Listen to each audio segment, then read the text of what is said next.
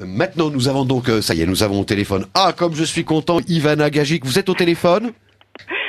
Oui, bonsoir Daniel. Pour de vrai, pour de bon, là, pour de bon. Téléphone. Pour de vrai, pour de bon, je crois que nous n'avons plus de soucis techniques. Alors, je vous entends même très très bien, pas très très près, enfin, vous parlez pas du studio d'à côté, mais parce que vous êtes quand même, on peut dire aux auditeurs, on peut dire où vous êtes aux auditeurs?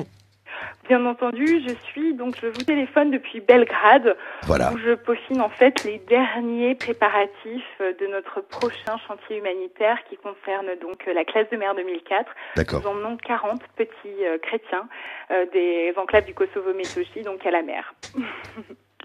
C'est magnifique. On va parler d'un autre projet que vous avez lancé à l'association qui s'appelle Solidarité Kosovo. Qui est une association bien connue des auditeurs de Radio Courtoisie, puisque quand même les uns et les autres, vous passez quand même assez régulièrement, peut-être pas tous les jours quand même, ni toutes les semaines, mais enfin vous entendez de temps en temps quand même sur Radio Courtoisie, non? Oui, alors c'est avec un grand plaisir qu'à chaque fois nous répondons à votre invitation et effectivement, vous l'avez dit, Solidarité Kosovo est une association humanitaire française qui porte secours aux familles serbes, aux familles chrétiennes du Kosovo-Metochi et cela depuis 10 ans. C'est 10 ans d'un travail humanitaire puisque notre association est née en 2004 au lendemain d'un drame terrible qui a été qualifié de pogrom anti-chrétien, au cours desquels, en l'espace de 2 jours, 19 personnes ont été tuées, 5000 familles chrétiennes ont été chassées et 34 églises ont été détruites. Effrayant. Et de ce drame, il est né une urgence humanitaire et face à la détresse des familles serbes qui ont été directement visées par ces violences antichrétiennes, eh bien une poignée de jeunes Français a décidé de fonder l'association Solidarité Kosovo pour leur porter secours. Et ces mêmes jeunes Français sont intervenus, comme vous l'avez dit, à plusieurs reprises sur les ondes de Radio Courtoisie. Voilà, et on a toujours beaucoup de plaisir. Les différents patrons d'émissions ici ont toujours beaucoup de plaisir à vous recevoir les uns et les autres. Je rappelle uniquement pour nos auditeurs que vous êtes chargés de la communication de l'association Solidarité Kosovo. Et là, je voulais vous faire parler ce soir de façon à ce que vous sensibilisiez les auditeurs de Radio Courtoisie sur une autre opération que vous menez, que j'appelle l'opération sauvetage du monastère. Alors, je vais essayer de le prononcer comme je peux, puis parce que ce soir, on va avoir du mal avec les langues étrangères, il va falloir que je m'y mette. Et alors, vous allez me dire si je prononce bien ou pas. C'est le monastère qui s'appelle le monastère de Visoki Dekani. C'est presque parfait, Daniel. En fait, il s'agit du monastère. Je vous en prie, ne me flattez pas, Ivana, ne me flattez pas. Alors, non, mais la langue serbe n'est pas facile à prononcer, et donc c'est vrai qu'on a des chapeaux renversés sur des consonnes qui n'ont pas trop de signification en France, donc c'est pour ça qu'on accepte facilement que quelques mots soient écorchés, dont le mot de monastère, du monastère Visoki Dekani. On dit Dekani ou Dekani alors On dit Dekani. Dekani, hein, il n'y a pas besoin de, c'est dit, hein, Dekani. Alors, rappelez aux auditeurs de Radio Courtoisie ce que c'est que ce monastère de Visoki Dekani. Oui, avec grand plaisir. Alors, si vous me le permettez, permettez-moi de vous dire quelques mots d'introduction avant d'évoquer donc et le monastère de Visoki Dekani et le chantier humanitaire qui a été engagé il y a très peu de temps par Solidarité Kosovo, pour vous donner un ordre d'idée du contexte local dans lequel ce projet s'est amorcé. Ce que j'aimerais dire, et d'une manière très claire, c'est qu'il existe au Kosovo une volonté de destruction du patrimoine chrétien qui s'opère de manière systématique et méthodique. Ceux qui mettent en œuvre cette volonté, celle d'anéantir donc tous les témoins de la présence chrétienne, ce sont des extrémistes musulmans qui sont motivés par des raisons idéologiques très simples. Ils veulent d'un Kosovo purement albanais, c'est-à-dire un Kosovo vidé de ses chrétiens.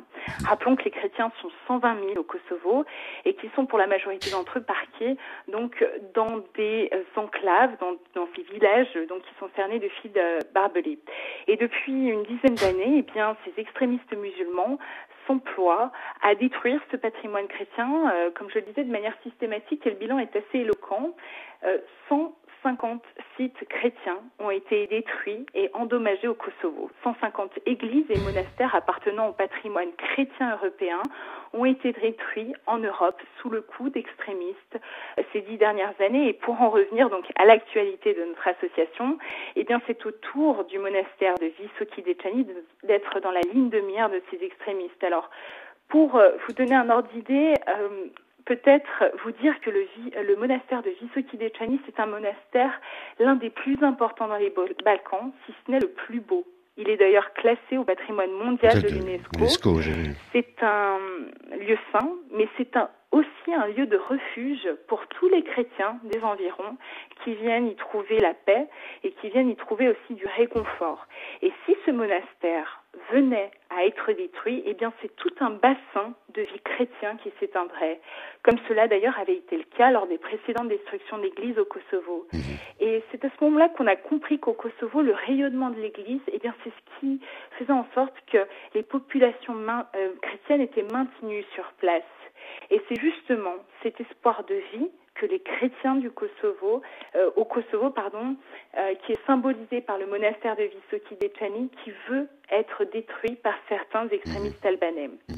D'ailleurs, et peut-être en avez-vous eu connaissance, Daniel, ce monastère a été la victime de plusieurs attaques. Plusieurs reprises. 4 fois. Ouais. 4 fois, il a été attaqué à l'arme de guerre. Alors, je ne sais pas si vous pouvez imaginer ces 30 moines, ce sont les 30 moines qui abritent le monastère de Visoki-Dechani, qui ont été attaqués 3 fois au mortier et 1 fois au fusil lance-roquettes au cours de ces 10 dernières années. C'est tout simplement dramatique. C'est effrayant. Ce qui est d'autant plus inquiétant, c'est que de nouvelles menaces ont récemment été proférées à leur encontre. Alors, ce sont des menaces qui sont bien réelles, et c'est des menaces qui sont prises au sérieux par toute la communauté monastique, parce que les précédentes, elles, avaient été également mises à exécution. Et donc, face à cette violence, les moines sont seuls, ils sont isolés et ils sont complètement vulnérables. Et c'est pour ne pas avoir à choisir entre la balise ou le cercueil, comme on dit, comme d'autres l'ont fait avant eux, que les moines ont décidé d'assurer leur protection en prenant cette décision douloureuse pour certains, qui est de bâtir une haute muraille de protection. Et c'est là où Solidarité Kosovo intervient, puisque nous financerons donc ce projet humanitaire grâce à la générosité de nos donateurs. D'accord. Alors je rappelle votre site internet, c'est Solidarité-Union Kosovo. Alors Kosovo s'écrit avec un seul S, hein, c'est kosovo.org. Voilà. C'est ce qu'on appelle le Kosovo Metochi aujourd'hui, c'est ça. Hein. Exactement, voilà, c'est ça. Alors bon, Kosovo qui existe, c'est une histoire, enfin c'est alambiqué. C'est une de ces aberrations de l'histoire qui n'aurait jamais dû se passer, mais comme je l'ai rappelé tout à l'heure, c'était la grande règle que donnait le professeur Chaunu ici sur Radio Courtoisie quand on disait mais comment ça se fait que l'histoire va si mal depuis le commencement des temps. Il disait c'est à cause de la connerie. Voilà. Et ben c'est vrai parce que la bêtise humaine, on se plaint toujours. Le mec qu'est-ce qui fait le bon Dieu, etc. On en parlait dans la séquence précédente. C'est l'homme qui fait ses propres bêtises. Et enfin tout ça c'est invraisemblable. Cette histoire de la création du Kosovo est une chose qui dépasse l'entendement et la raison humaine. Mais enfin bon, moi voilà, comme je suis pas intelligent, il y a quelque chose qui a dû m'échapper, mais un jour peut-être je comprendrai. Voilà. Alors donc pardon.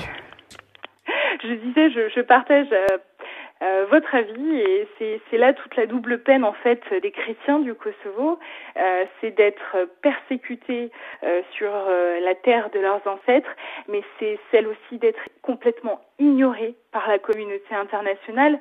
Il faut dire qu'en Europe, à 2 heures d'avion de Paris, des chrétiens sont persécutés, ils se trouvent au Kosovo, et notre association les aide depuis 10 ans, en collaboration donc avec l'Église serbe, et notamment qui nous a permis notamment de mettre en place ce chantier de Visoki-Dechani, de construire cette muraille pour protéger les moines, les 30 moines et novices. Alors la muraille, comment elle va la muraille, elle va se présenter comment? Alors elle va finir par cacher pas tout à fait, mais elle va cacher une partie du monastère quand même, non? Alors l'idée en fait, c'est que cette muraille protège. Donc effectivement, elle va entourer le monastère.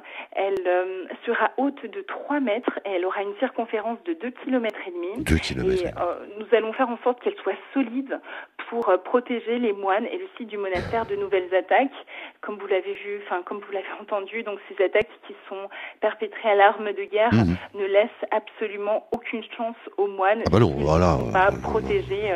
Donc, comme comme il le faut. Alors effectivement, ça a été un choix douloureux pour les moines d'enfermer ce lieu de paix, mais ça a été, je pense, le seul choix qu'ils ont eu en fait à faire, cette décision, puisque c'est la seule qui soit salutaire pour préserver le site chrétien du monastère du Vysocki de Plani. Parce que la question, c'est qu'en principe le monastère était plus ou moins protégé par ça s'appelle la CAFOR, non, la force des Nations Unies là qui s'occupe des affaires du Kosovo, et puis et là je pense qu'il y avait un bataillon italien, me semble-t-il, qui protégeait ce monastère, et donc bon, il y avait un peu de sympathie quand même entre chrétiens, il y avait un peu de sympathie, mais là en principe la CAFOR quitte les lieux à la rentrée, là, septembre, non?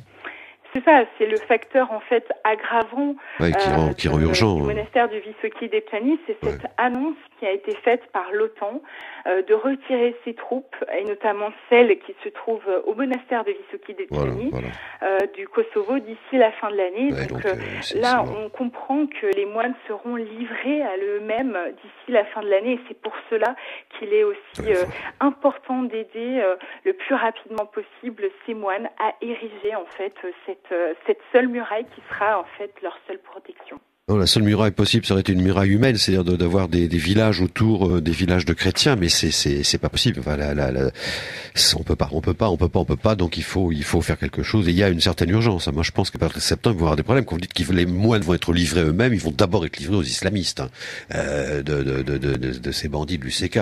Et puis voilà. Puis après, on pleurera parce que c'est affreux ce qui est arrivé. Il faut prévoir. Voilà, il faut prévoir. Alors c'est une belle initiative, une des belles initiatives qu'a prise l'association Solidarité Kosovo, d'aider donc à sauver ce monastère.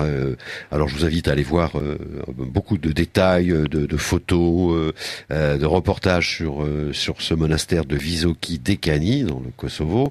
C'est sur Solidarité Kosovo avec un seul s.org.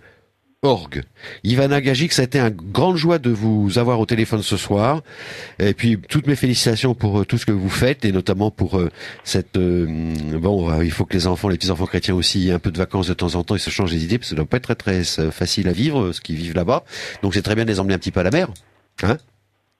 Merci beaucoup. C'est ce que vous allez faire. Moi, j'ai été ravie de vous avoir par téléphone également depuis Belgrade, et nous allons faire en sorte de faire de ces 10 jours à la mer pour ces enfants chrétiens. Très bien, ça leur fera du bien. En fait, où ils vont y oublier l'isolement et la discrimination dont ils sont victimes, mais toute notre énergie et notre mobilisation est concentrée sur le projet de la muraille pour protéger ces moines qui, en plein cœur de l'Europe, sont aujourd'hui menacés par des extrémistes albanais. En tout cas, merci beaucoup de nous avoir espérons que les amis auditeurs de Radio Courtoisie auront bien entendu votre message, vont aller se renseigner sur le site de solidarité-kosovo.org pour voir de quoi il retourne exactement.